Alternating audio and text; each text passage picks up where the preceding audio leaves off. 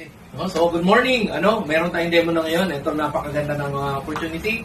At alam nyo, i-demo natin. Itong Crystal C Alkaline, non-acidic vitamin C na ngayon na nagtitrending po tayo ngayon. Sobrang dami natutulungan yung mga iba't ibang klase sakit, diabetes, high blood, arthritis, rheuma, gout, at kung ano-ano pa. No, so, pagmasan nyo po yung demo namin. No? Very simple lang po ito, mabilis lang po ito. No? So, ang magkaganda dito, tagamit tayo ng demo kit. Itong demo kit natin, very simple device. Meron po itong mobilya, meron po itong buzzer, at meron po itong test button. Itong test button na to, titingnan natin kung gumagana siya. At meron din po itong sensor. Pero subukan muna natin kung gumagana. Subukan po. Okay, magugulat. Yan, no? So ganyan po siya. Ngayon, itong sensor na to, nadidetect niya kung may energy yung iniinom natin or wala, no? So, ginagamit natin. Ngayon, sasampulan po natin yan.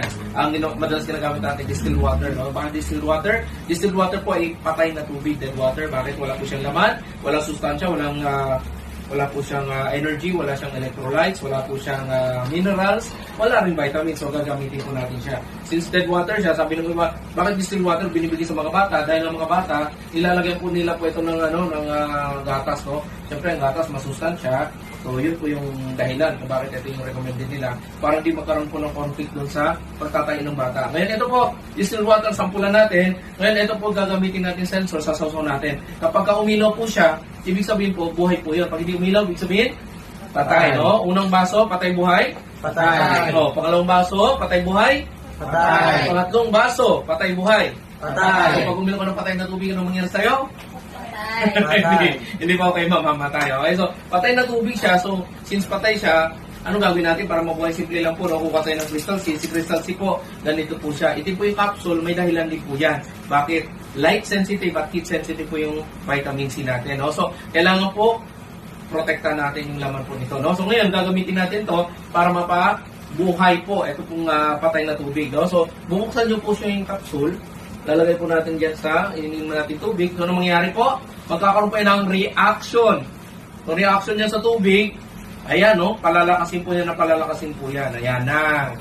Palakas ng palakas. Ayan. O, di ba? Maganda ba?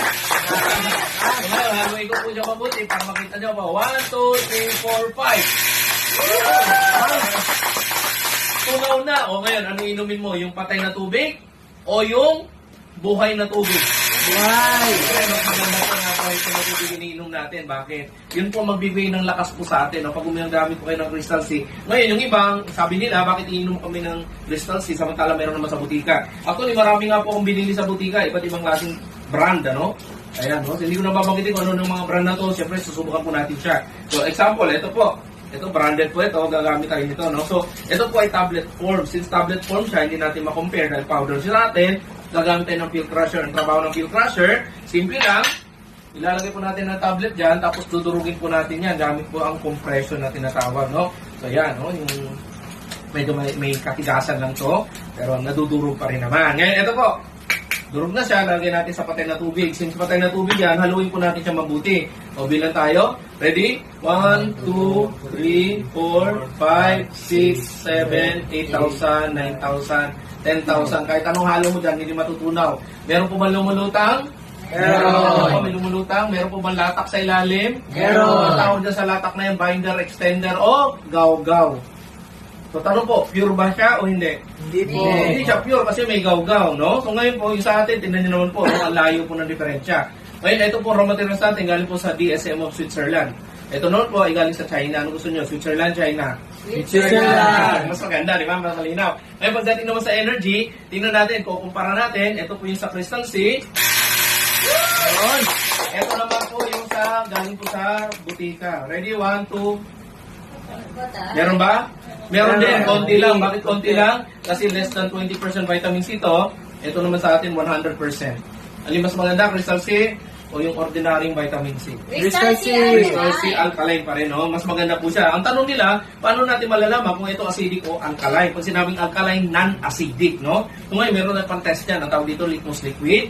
Sa chemistry, may litmus paper. Ito po, liquid form, very convenient. Ito po gagawin natin, papatakan po natin siya. Pag nag-yellow, acid po yun, no? Pag nag-blue, alkaline. Ready? 1, 2, 3. Pag dilaw, ano ibig sabihin? Acid. Acidic po yan. So, sigurado po, acidic po talaga siya.